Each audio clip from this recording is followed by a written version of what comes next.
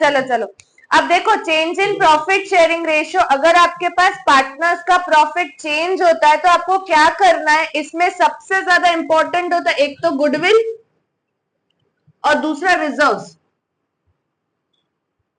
ठीक है, ये अपन ने ऑलरेडी कवर कर लिया है गुडविल एंड रिजर्व्स वाला टॉपिक। एसेट्स वाला भी एक टॉपिक किया था, एसेट्स एंड लायबिलिटीज वाला, बाकी अभी सम्स बाकी है। ठीक है, एसेट्स एंड लायबिलिटीज अपन ने किया था, एसेट इंक्रीजेस तो एसेट टू रिवैल्यूएशन है ना, लायबिलिटी इंक्रीजेस तो रिवैल्यूएशन टू लायबिलिटी, वो अपन ने किया था। हाँ चलो, अब goodwill, reserves and asset and liability. अब गुडविल आपको क्या दे रखा होगा, गुडविल आपको दो तरीके की गुडविल होगी, valued at and appeared in books of account, in books of accounts. ठीक है, so valued at goodwill will be new goodwill, fine, और अपीयर्ड वाली क्या हो जाएगी, ओल्ड गुडविल। क्लियर, दो गुडविल होगी आपके पास, मतलब जरूरी नहीं है दो हो, आप देखो कि कैसे दे रखा है। वैल्यूड एट वाली आप कैलकुलेट भी कर सकते हो, पता अपन ने किया था एवरेज प्रॉफिट वाले फॉर्मूला से कैलकुलेशन किया था। ठीक है, तो कैलकुलेट भी करना पड़ेगा, अगर कैलकुलेटेड गुडविल होगी तो भी वो वैल्यूड एट वाली होगी, जो एवरेज प्रॉफिट मेथड से जो अपन कैलकुलेट करते हैं। तो वैल्यूड एट वाली गुडविल को आप क्या करोगे, it will be adjusted in sacrifice और गेन रेशियो। आया समझ में? आप जो गुडविल वैल्यूड एट है उसको क्या करोगे, एडजस्ट करोगे सैक्रिफाइस एंड गेन रेशियो। आपको सिर्फ फॉर एग्जांपल आपको गुडविल दे रखा है, goodwill is valued at 20,000, that's it. तो आप क्या करोगे, सैक्रिफाइस और गेन रेशियो में एडजस्ट करोगे। आई बात समझ में? ठीक है, और for example goodwill appeared in the books of account, so this is old goodwill, old goodwill will B written of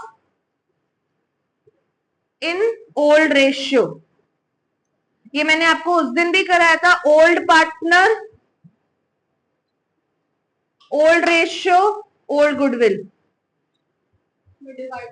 हाँ, तो मैंने आपको इसको बोला था राइट ऑफ करने की जर्नल एंट्री क्या करोगे, गुडविल का कौन सा बैलेंस होता है, डेबिट बैलेंस होता है बेटा, राइट ऑफ होगा तो क्रेडिट हो जाएगा। ठीक है, केवल समझ, ratio old partners, old ratio, old goodwill. ये कब करोगे, जब आपको कुछ भी नहीं बोला, जर्नल एंट्री पास करने के लिए बोला हो तो। ठीक है, अब पहले से एक्यूमुलेटेड प्रॉफिट ओल्ड वाली को राइट ऑफ कर दो, जर्नल एंट्री होगी पार्टनर्स कैपिटल टू गुडविल, इसकी जर्नल एंट्री क्या हो जाएगी, पार्टनर्स कैपिटल टू गुडविल। ठीक है, और इसको एडजस्ट कर लो इन सैक्रिफाइस। फॉर एग्जांपल एक क्वेश्चन में दे रखा होगा कि goodwill is appeared in the books as 1 lakh, तो अपीयर्ड इन द बुक्स में क्या होगी, ओल्ड गुडविल, वो पार्टनर्स में, हाँ पार्टनर्स कैपिटल टू गुडविल। और वैल्यू डेट वाली को अपन सैक्रिफाइस और गेन में एडजस्ट करेंगे, तो पहले आप सैक्रिफाइस और गेन निकालोगे, हाँ इनटू करके, जो गेनिंग पार्टनर होगा वो debit and sacrificing partner credit. आया समझ में? Gaining partner debit, sacrificing partner credit. क्योंकि देखो गेनिंग पार्टनर कुछ गेन कर रहा है तो उसको फायदा मिल रहा है, तो वो उतना फायदा लेकर भी तो आएगा ना। और फॉर एग्जाम्पल भी मैं आज तक 2 हिस्से ले रही थी फर्म में से, तो मुझे 20,000 का प्रॉफिट हो रहा था, अब मेरा हिस्सा 1.5 हो गया तो मुझे प्रॉफिट 15,000 मिल रहा है। तो अब मैं पूरे टाइम तक मैंने अपना प्रॉफिट रिड्यूस कर लिया, तो जिस दिन मैंने प्रॉफिट रिड्यूस किया उस दिन मुझे कुछ तो फायदा होना चाहिए ना, तो इसीलिए मुझे गुडविल का हिस्सा मिलेगा और ये लोग गुडविल का हिस्सा देंगे, इसलिए गेनिंग पार्टनर डेबिट और sacrificing partner credit. Clear, fine. अब accumulated profit and reserve, that means ये पहले से आपके पास जो रिजर्व्स पड़े हैं। ठीक है, अब इसको प्लीज ध्यान से देख लो कि इनके साथ क्या करना होता है at the time of change in profit sharing ratio. अगर आपके पास एक्यूमुलेटेड प्रॉफिट है, इफ क्वेश्चन सिर्फ ऐसा बोलता है पास नेसेसरी एंट्री, जर्नल एंट्रीज में अगर सिर्फ जर्नल एंट्री करनी है तो आपको क्या करना है, पुराने प्रॉफिट को राइट ऑफ करना है। राइट ऑफ मतलब पार्टनर्स में डिस्ट्रीब्यूट कर देना है, ठीक है। तो पार्टनर्स में डिस्ट्रीब्यूट, अगर आपका रिजर्व क्रेडिट है, फॉर एग्जाम्पल आपको कोई भी रिजर्व क्रेडिट है तो राइट ऑफ हो रहा है ना। राइट ऑफ मतलब पार्टनर्स में बट रहा है, distribute among old partners in old ratio, simple. जैसे ओल्ड गुडविल थी वैसे same old reserves, old reserves will be distributed among old partners in old ratio, ठीक है। याद रखना एक चीज, या तो चीज ओल्ड रेशियो में जाती है या तो सेक्रीफाइस ऑफ गेन रेशियो में जाती है। न्यू रेशियो में तो कोई चीज जाती ही नहीं है। क्यों? क्योंकि अभी तो नया रेशियो बना है, अब वो तो उसके बाद वाला तो आपको सिखा ही नहीं रहे। तो आपके सिलेबस में दो ही चीजें याद रखनी है, या तो वो सेक्रीफाइस गेन रेशियो में आएगा या तो वो ओल्ड रेशियो में आएगा। न्यू रेशियो में तो raising and right of goodwill था बट वो अब अभी अपने सिलेबस में नहीं है। तो आपके सिलेबस में आपको क्या करना है, या तो सेक्रीफाइस गेन यूज होगा या तो ओल्ड यूज होगा। न्यू किसके लिए दिया होता है? सेक्रीफाइस ऑफ गेन निकालने के लिए आपको न्यू चाहिए तो सही ना, ठीक है।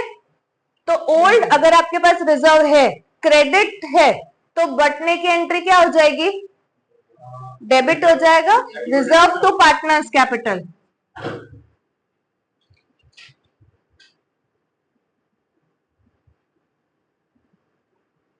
ठीक है, it will be reserves to partners capital, fine. और अगर सपोज इन कोई डेबिट रिजर्व है, कल मैंने बताया था दो ही रिजर्व आपके सिलेबस में है जिनका डेबिट है, कौन सा था? एक्यूम बता, एक नहीं, profit and loss debit balance and deferred advertisement suspense. Contingent reserve का केवल क्रेडिट बैलेंस ही है ना बेटा, ठीक है। ये दो ही है जिनका डेबिट बैलेंस होगा, एक तो पीएनएल डेबिट और दूसरा कंटीजेंट नहीं, एडवर्टीजमेंट सस्पेंस। कंटीजेंट का क्रेडिट बैलेंस होगा, डेबिट रिजर्व है, राइट ऑफ होगा तो क्रेडिट हो जाएगा, मतलब पार्टनर्स में बटेगा तो क्रेडिट हो जाएगा। और पार्टनर्स डेबिट होंगे तो इसमें होगी partners capital account debit to reserve. ये तब होगी जब पास नेसेसरी एंट्रीज बोला हो, या आपको ऐसा बोला होगा राइट ऑफ द रिजर्व, ऐसा बोला हो। एक क्वेश्चन ये हो सकता है, एक क्वेश्चन होता है राइट ऑफ द रिजर्व, और एक और हो सकता है अगर ऐसा बोला है partners decided not to show reserves in books, मतलब उनको नहीं दिखाने तो राइट ऑफ कर दो, ठीक है। ये तीन केस हो सकते हैं जब आपको रिजर्व्स को क्या करना है, डिस्ट्रीब्यूट कर देना among old partners in old ratio, ठीक है। यहां तक समझ में आया? इन केस अगर पॉइंट है एडजस्टमेंट एंट्री, अच्छे से क्वेश्चन को पढ़ना, क्या बोला है? एडजस्टमेंट एंट्री बोला हो, या तो बोला हो क्या बोलते हैं, partners decided to show the ये reserves in books of accounts.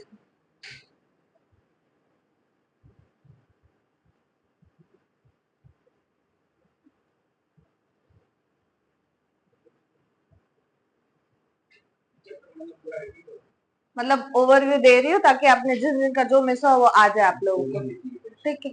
अच्छा ना, ये 3 मार्क का चैप्टर है, मतलब 3+1 2 मार्क का एमसीक्यू। एमसीक्यू तो तुम सब में से 1 2 काउंट कर ही लो, ठीक है। तो partners decided to adjustment entry करनी है, या partners decided to show reserves in the books of accounts and partners decide not to write off, इसका opposite not to write off, मतलब इनको बुक्स में रिजर्व्स को दिखाना है। ये चाहते हैं जो पुराने रिजर्व्स थे ना वैसे कैसे पड़े हो।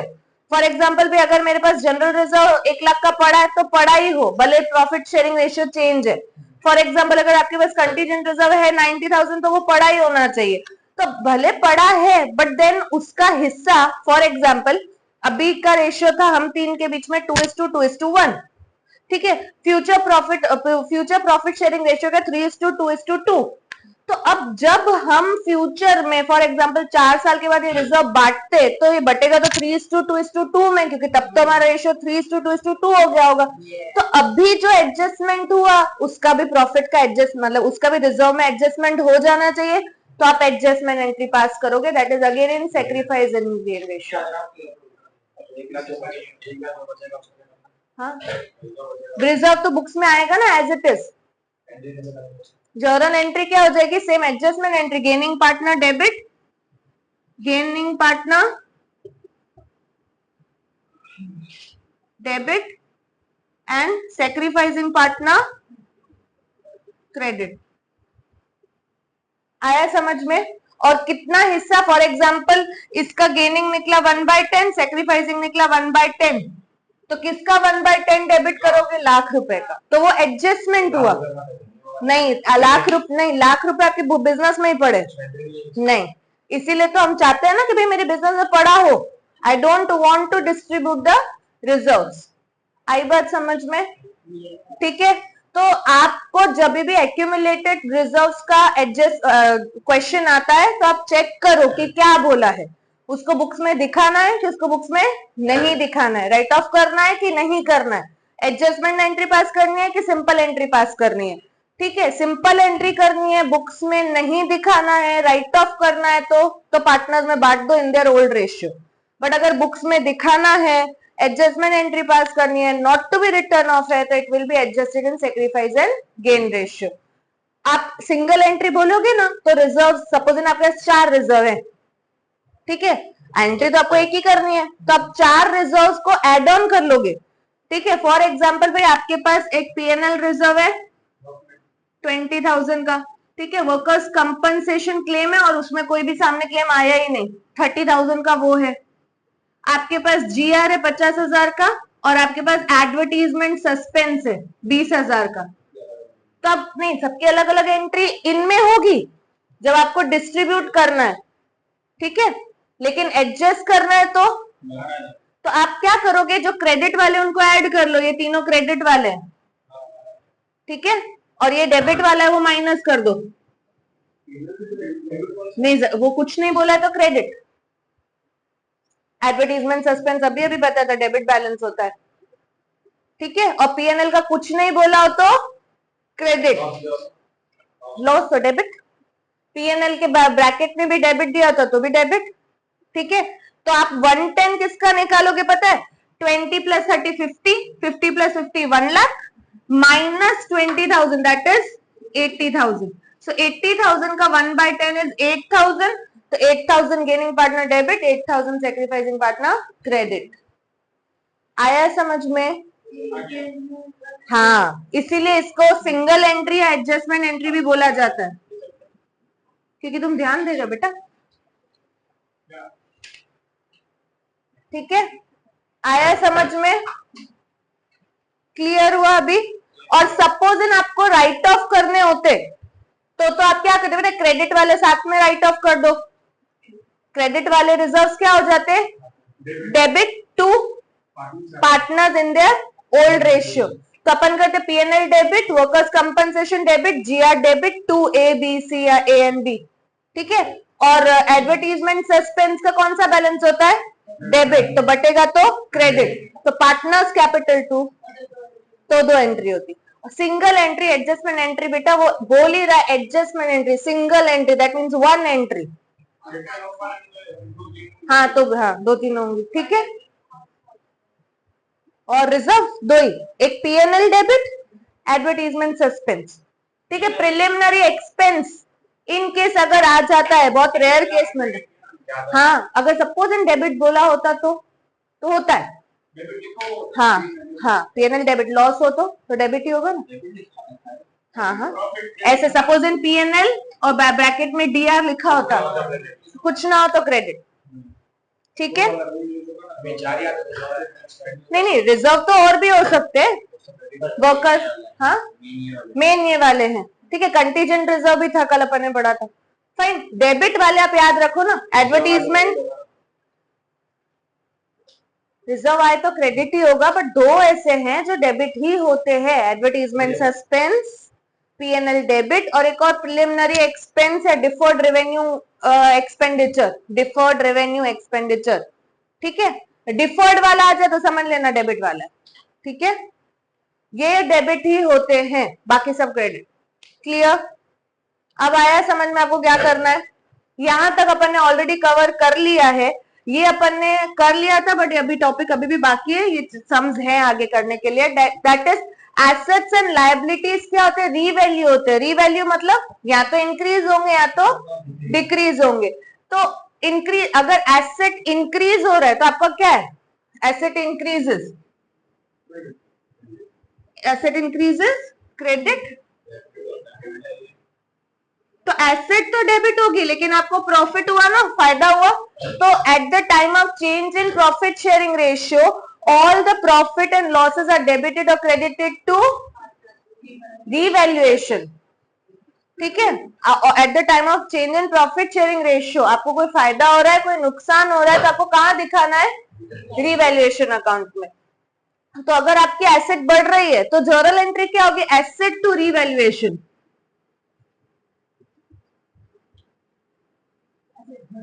हाँ, और अगर यही एसेट डिक्रीज हो रही होती तो ठीक है, एसेट डिक्रीज होती तो क्रेडिट है, तो रीवैल्यूएशन टू एसेट्स।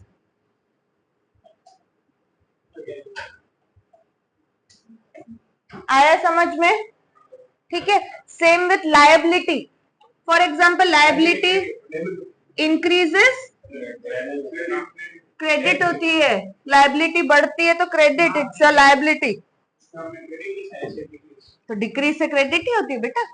एसेट घटी तो एसेट गई क्रेडिट, लायबिलिटी इंक्रीजेस क्रेडिट, तो आप एंट्री क्या पास करोगे? Revaluation to liability.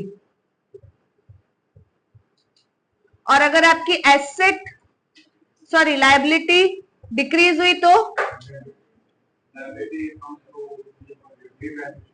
Liability to revaluation. आया समझ में?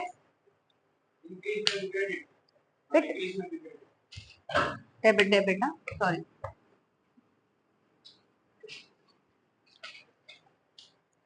आया समझ में?